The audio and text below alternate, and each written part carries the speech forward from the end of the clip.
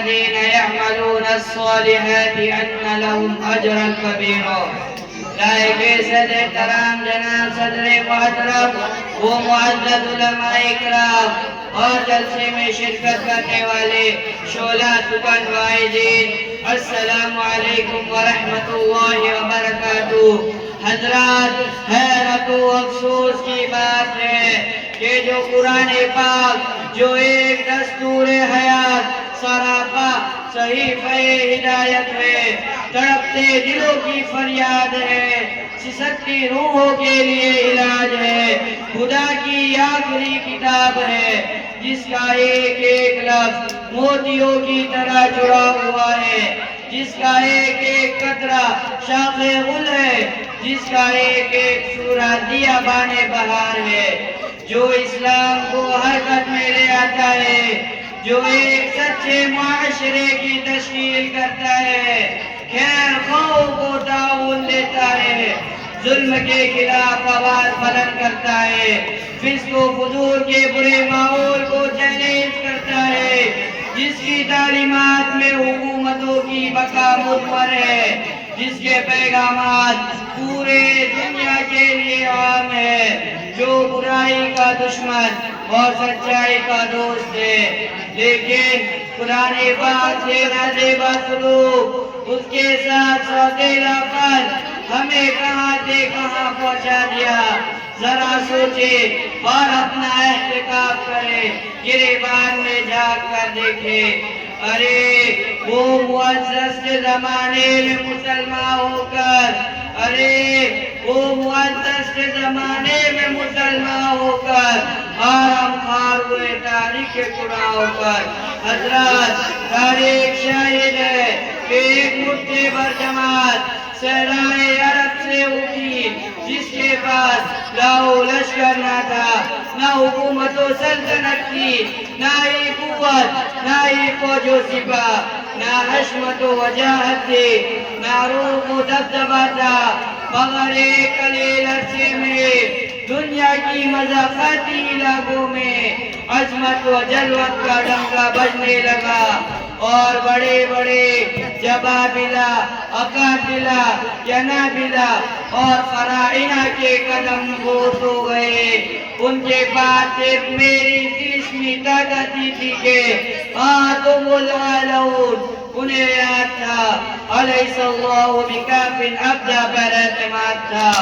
معزز سامعین، کیا اب وہ میری شکل موجود نہیں رہی؟ کیا میرے الفاظ بدل گئے؟ کیا میری معنی بدل گئی؟ کیا وہ میری تحقیر ختم ہو گئی جس نے عمر بن خطاب رضی اللہ عنہ کے جیسے کبھی جاباز مرد کو اسلام کا شہدائی بنا دیا تھا؟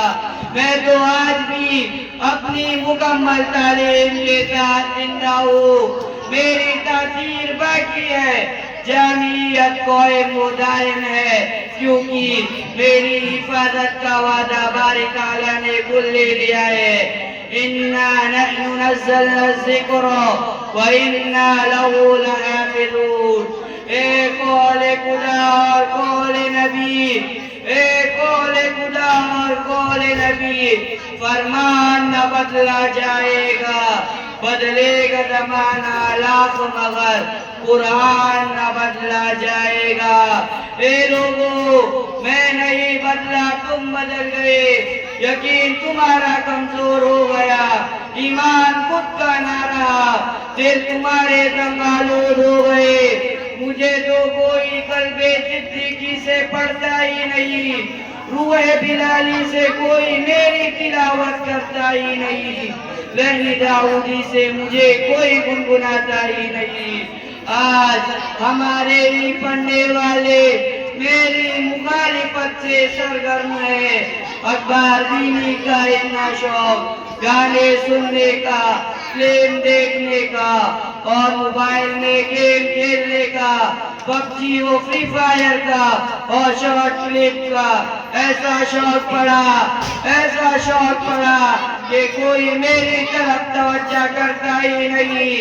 میں ترستا رہتا ہوں کہ تم میرے قریب آؤ، لیکن ایک تم ہو کے مجھے داستان پارینا بنا دیا، قرآن کی تعلیم کو ترک کر دیا، مسجد کی آبادی کی فکر تم نے چھوڑ دی، مکاتب قرآنیہ کی صحیح دیکھ بھال نہ کر مکاتب کو تم نے اجاڑا، مسجد ویران، مکاتب قرآنیہ سنسان، میرا دیوالیہ تم نے نکال دیا، برابر کے دوشی وہ ملزم تم خود بھی ہو، نمازیوں سے گالی پڑی ہے مسجدیں، تھیٹر پہ جا کے دیکھو لمبی قطار ہے، ارے وہ افراد کہاں چلے گئے جو ایک ایک آیت پر راتوں روتے تھے، ان کا کسی آیت کو پڑھ کر آرام و سکون حرام ہو جاتا تھا، وہ گر گڑاتے تھے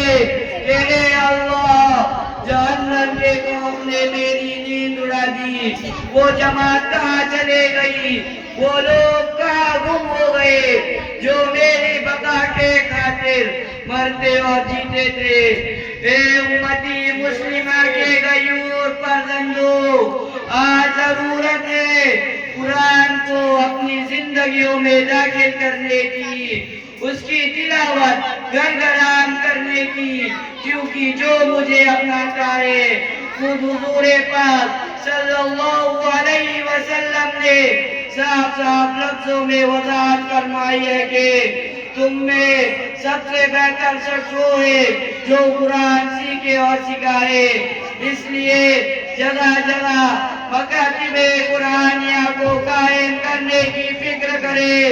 اللہ تعالی ہمیں اور تمام